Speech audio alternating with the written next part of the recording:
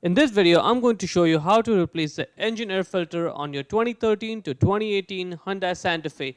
The entire process is very easy, you don't need any tools, and it only takes less than 2 minutes. So let's go ahead and get started. Open up the driver's side door. Now, when you open up the door, you see right where your left foot would go. That's where the primary hood release lever is. So pull it over there. Now in front of the vehicle, right on top of the Hyundai emblem there, that's where the secondary hood release lever is. So put a couple fingers in there, press it up, and then pull the hood up. Now when you open up the hood supports itself in its place using those two black hood struts over there. And so when you open it up, it stays in place.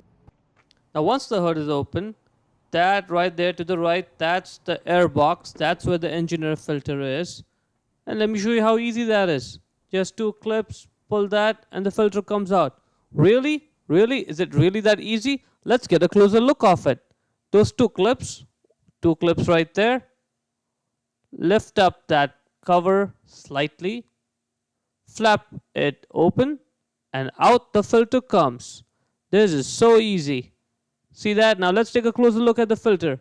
That's where the unfiltered air comes in from. It gets filtered over there, and that's where the filtered air goes in the engine. So get the replacement filter, and the new filter just slides right in. And it's rectangular in shape, so you can only go in one way. See again, putting the new filter in too is so easy. Just goes right in, two clips, and then you're done. Again, let's go ahead and get a closer look of it. Right? Make sure the filtered side is on the top, like it's in the video here. Slide the filter in. Now let's close that flap over there. You may have to lift up that top cover a little bit.